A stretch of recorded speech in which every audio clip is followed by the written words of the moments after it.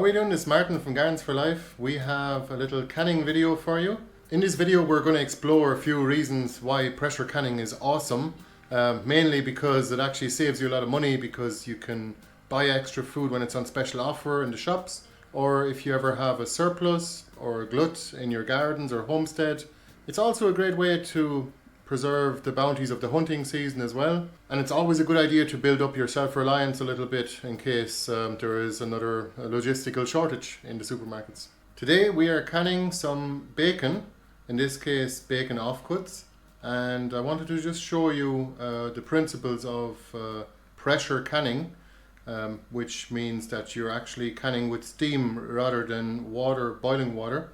So the steam actually brings up the pressure to 10 or 11 psi inside of the pot, and up to a high temperature above 100 degrees Celsius. Actually it's 116 degrees, so that kills off any kind of bacteria at all and the spores thereof as well. We also have a cheese waxing video. If you're interested in that, I'll put a link below. Whether you're watching this video when it's out or later, we always have some workshops going on, like homesteading and food preservation and canning workshops here in the Midlands of Ireland. If you're interested in that sort of thing and you want to have a look and maybe check what's included, and if you want to book tickets, you can have a look at our website. Hopefully we'll see some of you there. Let's get into the canning. So this is a Presto pressure canner. It has a gauge, as you can see, which is really handy, but you don't have to have a gauge. You can have a little wobbler too. Hang on. This is the weight we put on top. With if you have a pressure canner that has no gauge, you can simply get a weight that actually has different weights on it, so that you can change the pressure depending on your altitude above the sea level. But you can look that up and follow the instructions for your particular model of pressure canner. So this is a safety valve, and when that comes up you cannot open it anymore. That actually locks the lid into place, and you have these arrows here. When you open it, you see that? There's an arrow, and there's another arrow. You need to align those, and then you can close it. Now this would be open, and this would be closed. There's also a safety valve right here. So we want to start with the weight off though. And we open up the pressure canner. Let me see if I can do this with one hand. It's a little bit heavy, the lid.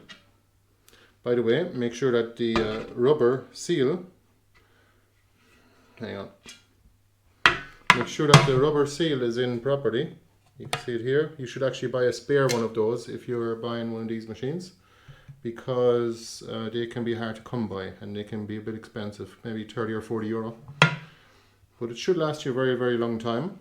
So inside the pressure cooker, you have some lines here. Maybe you can't see them very well. I'll try and shine a light at it. There's one, and there's another one right here. So the bottom line is 3 liters, and you should fill it up to there. Depending on your model of pressure cooker or pressure canner, you should make sure that you fill it up to the right level. Definitely don't fill it up above the recommended amount. Definitely don't fill it up to the very top, because that will defeat the purpose of having a pressure canner, and it could actually go very wrong. So make sure that you only fill it up to the correct level, which in my case is 3 liters in the first line. And then after that you put the jars into the pressure canner. Now for jars, you can use Kilner jars, but you don't have to. You can get these ones. They're often sold out though.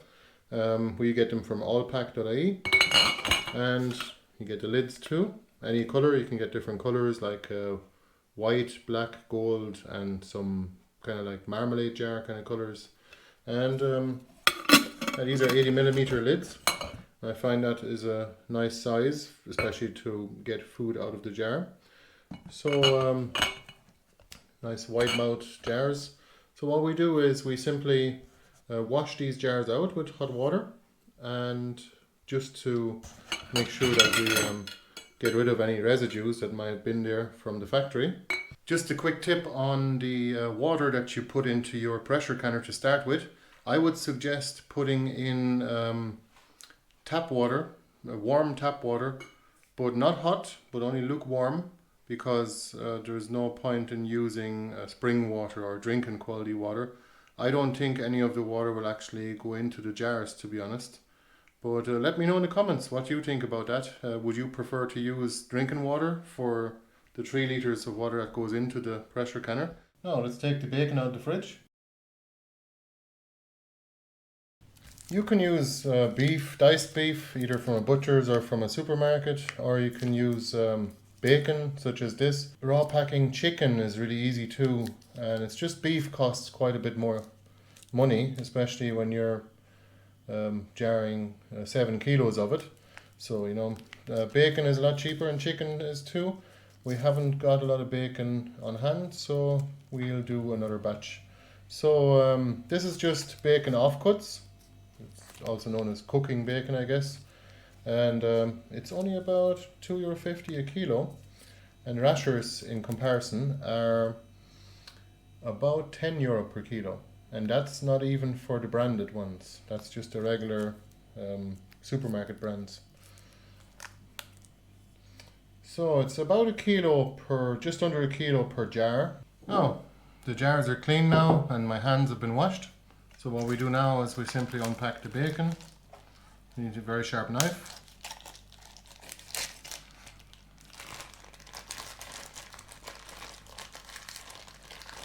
And the method is the very same for any kind of meat.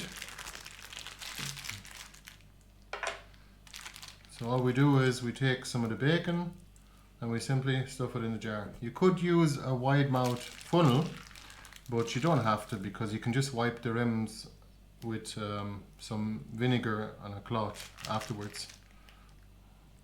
So we'll pack that in. And normally when you're putting in cooked food into a jar, you would leave an inch of space on the top, just to make sure that there's enough space for the air to create a vacuum. However, when you're raw packing, it's okay to fill it up to nearly to the top. You can see that's quite full, and that's 1 kilo of bacon gone. So that's what it looks like before you cook it. Now there is a bit of air here, don't worry, the liquid will actually come out of the meat and it'll actually cover that gap. The raw packing method, where you just simply not cook the meat before you put it in the jar, seems a lot easier to me, because you don't have to add any liquids afterwards either. Now let's do the rest of these first. And are you ready for a time lapse?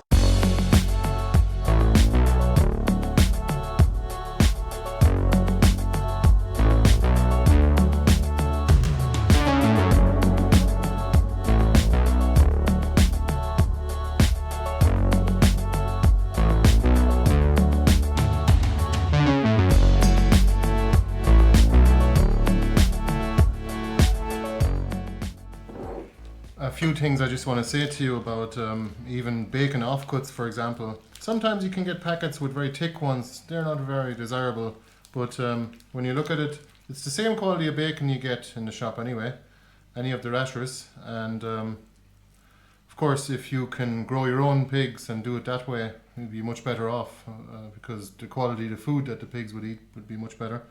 But it's just, the only difference is really that this is actually a quarter of the cost and they're odd shapes. So I don't mind that.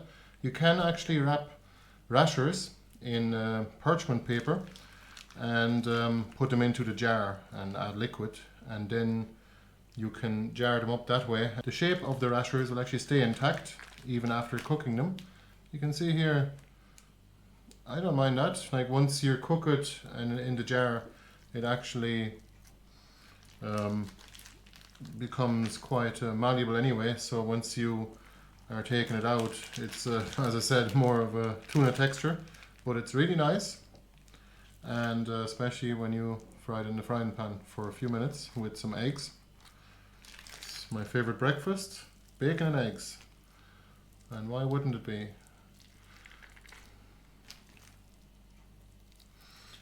Some of the bags of bacon have a little more in them than a kilo. You can see I have this much left over now. I might be able to squeeze that into one or two of the other jars. It'll be okay. Some of the liquids from the all of the liquids in the bacon will actually come out. You can see here there's a bit of air in the bottom, but that's okay because it'll fill the jar and it'll keep a bit of space in the top once it's cooked. Again, the exact same procedure with chicken.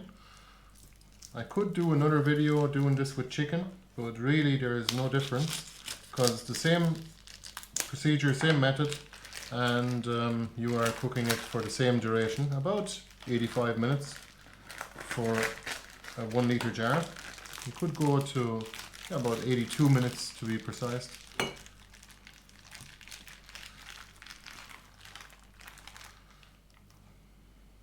As you can see, you get rashers alright, but once you cook them in the jar, the shape doesn't stay intact, which I don't really mind anyway.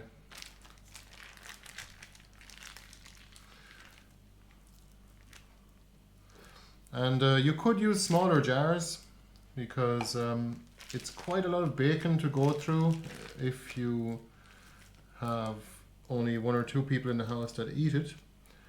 A litre of, or a kilo of bacon, I suppose, including the water that's in it, and it's quite a lot of it is water. I'd say about 40%, maybe less, maybe 30% of it is water. It's quite a lot of bacon to go through. You'd want to really use it up within a few days, I guess. I think you could, once you keep it in, obviously once you open it, you have to keep it in the fridge, like everything else. Oh jeez, it's getting tight here now. Okay, the last one now.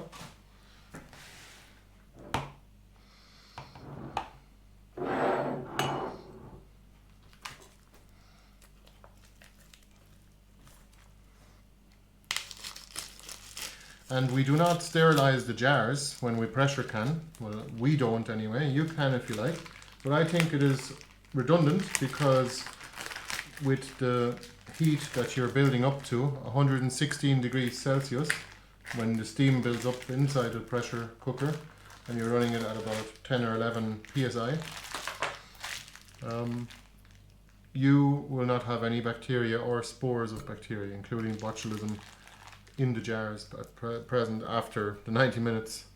And that's the idea with pressure canning. I'll go into that in more detail in another video. This is just about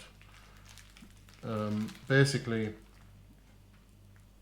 preserving some bacon.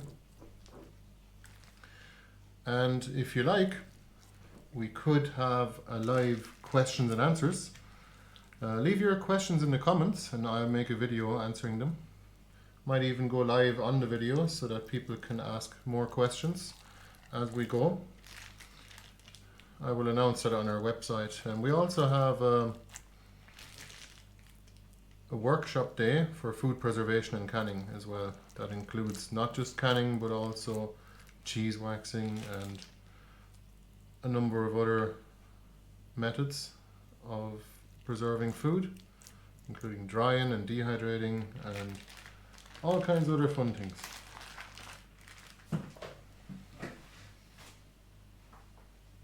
Okay, so that's our 7 jars done. Now we need to wipe the rims. First I need to wash my hands, and we need to wipe the rims to make sure that there is a good seal on the lids, and we'll use a cloth with vinegar for that. So we got some vinegar here. Let's wipe the rims clean.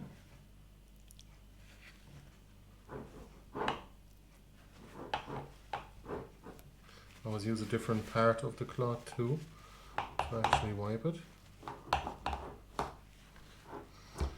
As I said, we always have some workshops going on, so take a look at our website if you're in the Midlands of Ireland, or if you don't mind driving to the Midlands of Ireland.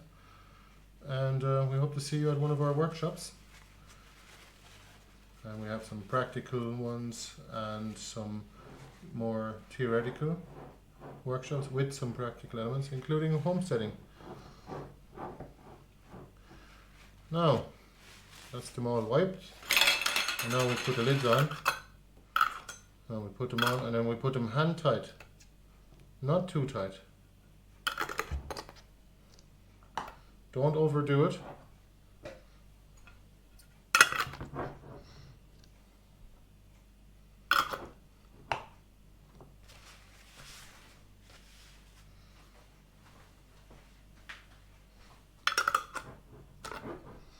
Okay, so now we're going to put these into the pressure canner.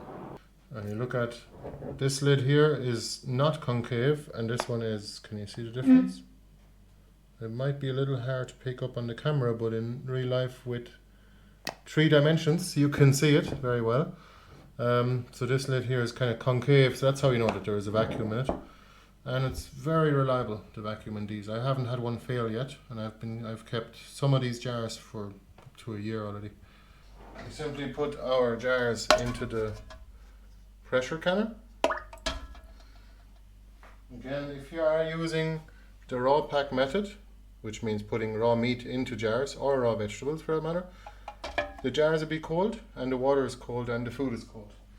If you're using cooked food, you can actually heat up the jars first if you sterilize them. You don't have to, because I think pressure canning itself is the best method to sterilize any bacteria, including the spores of botulism, which is really all you want, and that's the whole point of pressure canning.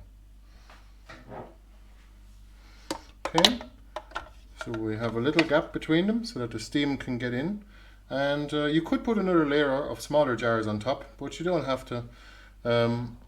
So these jars are now going to cook in here for up to nearly 2 hours. So I'll show you that now. Now we put on our lid.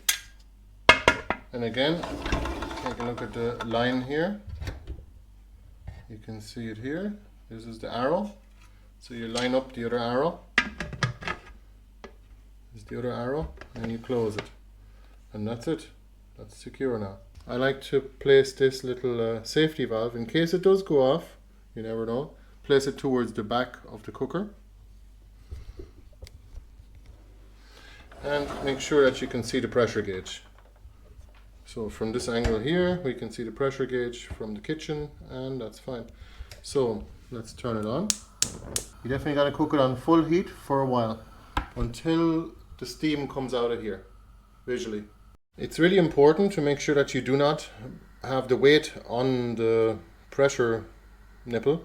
Do not put the weight on it before the steam has actually evacuated any existing air inside of the vessel. So we'll have to make sure that the weight is taken off, and then we wait for the steam to come up. Now, once the steam is being released fairly constantly, we'll give it about another few minutes, maybe 5 to 10 minutes. With a gas cooker it's fairly quick anyway, until it's completely constant, and then we will put our little weight on top. So just to make sure that all of the air has escaped from the pressure cooker. Alright, so that's steaming away nicely. We put our weight on carefully, away from you, and that's it. You see that? This just popped up, so that means we've got pressure. Don't worry about a little bit of water. We're probably boiling it a little too hard with the gas cooker. Here you go. So the pressure is going to build up. See how long it will take. Usually about 5 to 10 minutes. Now we're up to pressure, so we'll try to keep it above 10 psi. And it's really important to make sure that it's kept above that pressure all the time. So we'll just turn down the dial a little bit.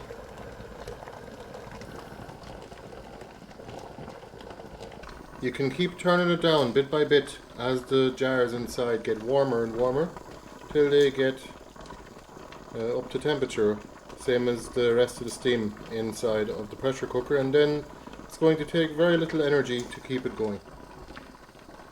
Super efficient way to cook as well. So once the time is up, after 90 minutes, we can turn off the cooker. And it'll slowly drop off. Once the pressure hits 0 psi, this little nipple goes down, and then you can open it, but always away from you so that the steam doesn't go in your face. You can also just leave it to cool down overnight, which is what we do. Easier to handle that way the next day. Once your pressure canner has cooled down completely, you'll see the pressure has dropped off to 0 here, and this valve here will have dropped down too. We can then open it up. Only once the pressure is down and once it has cooled down significantly And always open up the lid away from you so that any steam coming up will go the other way. Now these have cooled down overnight, so they're actually so cool that you can handle them. And you can also see how the water's still on top. You can see each of the tops have actually gone concave. You see that? That means there's a vacuum inside here. As you can see, there's plenty of space in the top now for the vacuum to suck the lid down to create some negative pressure. And look at that. So what I'm going to do with these jars now is I'm going to wash them with very warm water, and I'm going to make sure I get all of the lid here on the inside as well. I make sure that I brush it with a brush in hot water, and then I'm going to dry them, and then I'm going to put them in the pantry, and that's it. That's all there's to it. You might think the texture is not very appealing. Well, once it's canned, that's because it's actually been cooked for about 90 minutes. And well, once you actually take it out of the jar with a fork, the bacon looks a bit like tuna. It has the same sort of texture as tuna, but it tastes like bacon, so it's kind of awesome. And it's actually a really good way to eat bacon rather than having to turn on the oven. So the main reason why I actually wash the jars after they've been cooked is just in case some of the fat or some of the food actually got out of the containers and possibly will get stuck to the outside of the jar. We don't want that going to mold. If it does mold, it's not a big deal on the outside of the jar, but we want to make sure that we keep it as clean as possible. For those of you who are still watching, thanks so much. And again, if you are interested in any workshops to do with homesteading or canning, just have a look at our website. We always have something going on here in the Midlands of Ireland. So we'll see some of you there, or see you at the next video. Bye bye.